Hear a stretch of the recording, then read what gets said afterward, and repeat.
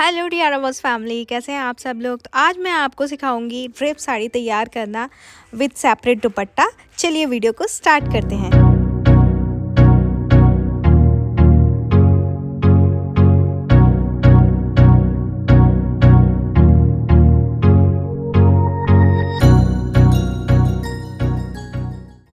इस साड़ी को डिज़ाइन करने के लिए मैंने लिया है 8 metre crepe fabric and 2 metre tissue fabric. ये टिश्यू फैब्रिक है और ये क्रेप फैब्रिक है।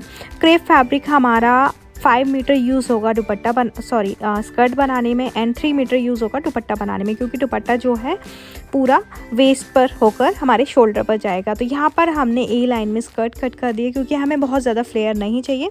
स्कर्ट में कैन वगैरह हम कुछ नहीं लगाएंगे। इसी स्टाइल में हम इसकी लाइनिंग भी कट कर देंगे। कटिंग करने के बाद मैं आपको दिखाती हूँ। वेस्ट से फिट है, नीचे फ्लेयर है, और जिस दुपट्टा की मैं बात कर रही हूँ वो बाद में साइड में ही अटैच होगा। आप चाहें तो सेपरेट कर सकते हैं उसको या फिर अटैच भी कर सकते हैं। अब यहाँ पर हम स्कर्ट के दोनों पार्ट स्टिच कर रहे हैं, क्योंकि स्कर्ट हमारी 2 साइड ओपन है। दोनों साइड को स्टिच कर लेंगे। एक साइड स्टिच करने के बाद आप लाइनिंग ऐड कर दीजिए और फिर उसके बाद दोनों साइड स्टिच कर लीजिए एंड बेल्ट ऐड कर लीजिए, क्योंकि ये मैंने ऑलरेडी अपने कोर्स में सिखा रखा है, वीडियोस में डाला हुआ है। आप चाहें तो यूट्यूब की वीडियोस जाके चेक कर लेना। बहुत ज़्यादा लॉन्ग वीडियो हो जाएगी, इसलिए मैंने ज़्यादा डिटेल में नहीं बताया। नॉर्मल ए लाइन स्कर्ट हमने बनाई है और उसमें कैन वगैरह कुछ ऐड नहीं किया है।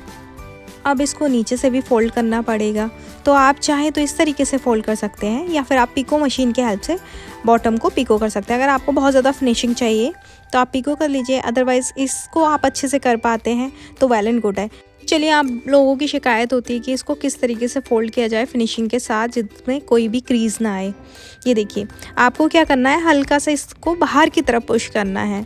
जहाँ से फ़ोल्ड करना है उसके अपोजिट डायरेक्शन में आपको इसे बाहर की तरफ पुश करना है, क्योंकि इसमें पूरा कर्व होता है और उस कर्व की शेप को मेंटेन करने के लिए हमें थोड़ा सा बाहर की तरफ पुश करना होता है और इसकी शेप प्रॉपर आती है। और बाद में आप इसको आयनिंग कर दीजिए, प्रॉपर शेप हो जाएगी, पता भी नहीं चलेगा कहीं पर इसमें कर्व है क्या है।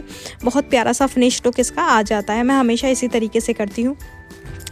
एंड यहाँ पर ये फ़ोल्ड करने के बाद आपको लाइनिंग में भी इसी तरीके से फ़ोल्ड करना है। तो ये बहुत बेसिक चीज़ है, बट लोगों की फिनिशिंग इसमें नहीं आ पाती है, क्योंकि मैं जब अपने कमेंट चेक करती हूँ तब पता चलता है कि आप लोग क्या क्या फेस करते हैं। अब यहाँ पर हम लाइनिंग नाइफ़ प्लीट्स में इसको ऐड कर रहे हैं। लाइनिंग आप चाहें तो ए लाइन में कट कर सकते हैं या फिर आप नाइफ़ प्लीट स्टाइल में भी कट करके इसको लगा सकते हैं। लाइनिंग के बाद अब हमें लगानी है यहाँ पर बेल्ट। इस तरीके से हमने प्रॉपर इसको कट करके अलग कर दिया है। बेल्ट लगाने के बाद अब हम कर रहे हैं रफ़ल दुपट्टा की तैयारी। रफ़ल के लिए हमें सबसे पहले रफ़ल कट करना आना चाहिए, जो कि सबसे ट्रिकी पार्ट है इस पूरी डिज़ाइनिंग का। फैब्रिक का मिडल पॉइंट हमने निकाल लिया है, वहाँ से फिर हम इस तरीके का पैटर्न बनाते हुए चले जाएंगे। आपको जितनी विड्थ रखनी है आप उतनी विड्थ रख लीजिए। मेरे पास 2 मीटर फैब्रिक है और इसी 2 मीटर फैब्रिक से मैंने ऑलमोस्ट 3 मीटर की रफ़ल निकाली है और 1 मीटर से हमारी एक रफ़ल निकली है। तो टोटल हमारे पास 2 रफ़ल्स तैयार होकर आती हैं। ये जो रफ़ल होती है इनको आपको पिको करना होता है, ये फोल्ड नहीं होंगी क्योंकि बहुत ज़्यादा कर्व में होती हैं। और जो सबसे अंदर वाली रफ़ल होती है उसमें ज़्यादा फ्लेयर होता है और जो बाहर की तरफ जैसे जैसे आते चले जाते हैं फ्लेयर कम होता चला जाता है। तो आपको इनको इस तरीके से ऐड करना है। जहाँ पर आपको ज़्यादा फ्लेयर चाहिए रफ़ल्स का, आप वहाँ पर इसको वहाँ से लगाना स्टार्ट करेंगे। और अगर आप चाहते हैं कि बराबर फ्लेयर आए तो फिर आपको सर्कल में कट करना पड़ेगा। अगर ये आपको डिटेल में सीखना है सर्कल में किस तरीके से इक्वली आपकी रफ़ल्स के जो फ्लेयर है बराबर आए, तो उसके लिए आपको मेरा कोर्स ज्वाइन करना पड़ेगा। कोर्स की डिटेल के लिए आप मेरे व्हाट्सएप नंबर जो कि बायो में मेंशन है वहाँ से जाके मुझे कनेक्ट कर सकते हैं। इस तरीके से हम इसको कट कर लेंगे। एंड मैंने पहले ही मेज़र कर लिया था, तो जो ये हमारी रफ़ल बनकर निकली हैं वो ऑलमोस्ट 3 मीटर्स की निकली हैं एंड 3 मीटर्स ही हमने यूज़ करना है दुपट्टा पार्ट में। देखिए, इस तरीके से निकल के ये सारी अलग अलग हो जाती हैं, काफ़ी सारी फ्लेयर दे जाएंगी जब आप इनको पिको वगैरह करोगे। तो पहले 2 रफ़ल्स हैं, दोनों को साथ में स्टिच कर लेंगे। तो ये एक स्टार्टिंग पॉइंट से हम इनको स्टिच करना स्टार्ट करेंगे। जैसे मैंने आपको बताया था कि जो सबसे अंदर की तरफ सर्कल से स्टार्ट होता है वो फ्लेयर ज़्यादा होता है। आप यहाँ पर देख सकते हैं बाहर की तरफ कितनी अच्छी फ्लेयर इससे बन रही है। इसके बाद का टॉपिक भी मैं आपको बता देती हूँ। इसके बाद मैं एक ओल्ड साड़ी से फ़्रॉक सूट बनाऊंगी जो कलीदार होगा, यानी कि पैनल्स में जो कलीदार लहंगा जिस तरीके से बनता है उसी तरीके से फ़्रॉक सूट हम बनाएंगे। अच्छा खासा फ्लेयर है और अच्छी सी साड़ी है। उसका वीडियो ऑलरेडी मैंने शूट कर लिया है, एडिटिंग के लिए दिया हुआ है। जैसे ही उसकी एडिटिंग कंप्लीट हो जाएगी मैं अपलोड कर दूँगी। तो यहाँ पर हम ये इस तरीके से स्टिच करके दोनों को साथ में अटैच कर लेंगे। देन उसके बाद हमें ज़रूरत पड़ेगी पिको मशीन की, क्योंकि टिश्यू फैब्रिक है और इसमें से थ्रेड निकलते हैं, तो उसके लिए आप पिको मशीन यूज़ करेंगे तो ज़्यादा अच्छा रहेगा। स्टिच करेंगे तो दिक्कत आएगी। इस तरीके से पिको मशीन की हेल्प से इसको पिको भी कर लेंगे। अगर आप लोगों को मशीन यूज़ करना नहीं आता है और बिल्कुल ही बिगनर्स हैं तो आप मेरे से सीख सकते हैं कि किस तरीके से बिल्कुल बेसिक से स्टिचिंग सीखी जा सकती है, डिज़ाइनिंग सीखी जा सकती है।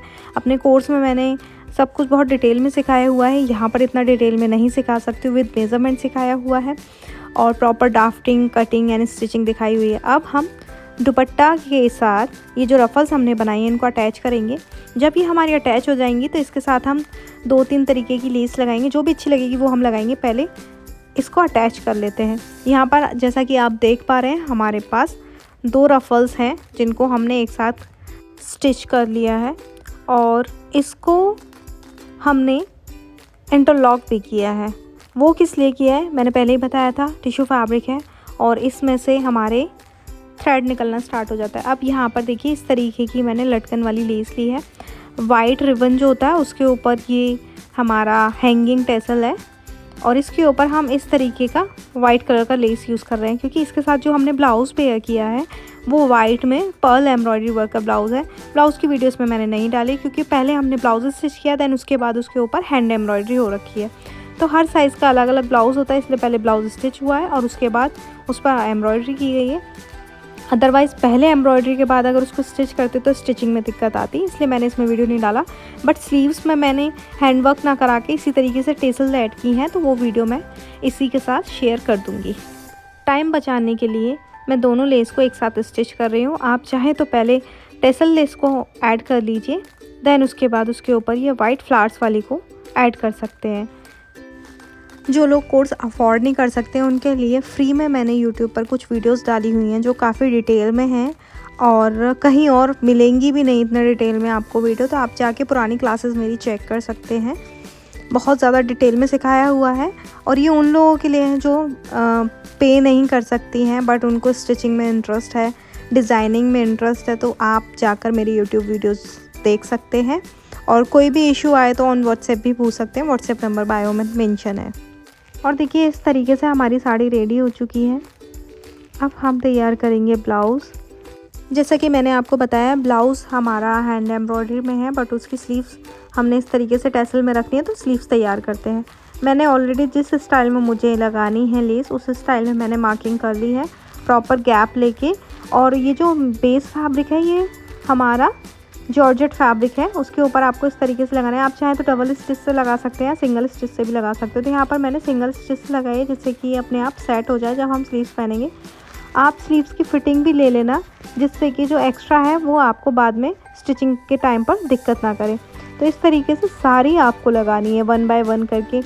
और एक नया आइडिया भी दे देती हूँ, अगर आपको प्लेन ब्लाउज रखना है इसके साथ हैंड एम्ब्रॉयडरी नहीं कराना चाहते तो आप एक नॉर्मल ब्लाउज़ बनाएं प्रिंसेस कट स्टाइल में, ऑलरेडी चैनल पर अपलोड है। फिर उसके बाद दोनों पार्ट को जोड़ने से पहले, बैक एंड फ्रंट के जोड़ने से पहले आप इस तरीके से टेसल लेके पूरे ब्लाउज़ पे फ्रंट में लगा सकते हो, तो उससे भी पूरा हैंड एम्ब्रॉयडरी का हैंगिंग लुक आता है और बहुत प्यारा सा ब्लाउज़ बन के तैयार होता है।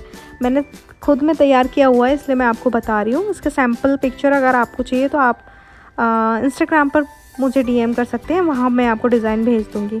तो इस तरीके से इनको तैयार करने के बाद स्लीव्स साथ में अटैच करके इस तरीके से लुक हमारा आया है ब्लाउज़ का और बहुत ही प्यारा सा टेसल लुक इसका क्रिएट हुआ है। साइड से दुपट्टे को अटैच करके इस तरीके से हमने कंप्लीट लुक को तैयार किया है।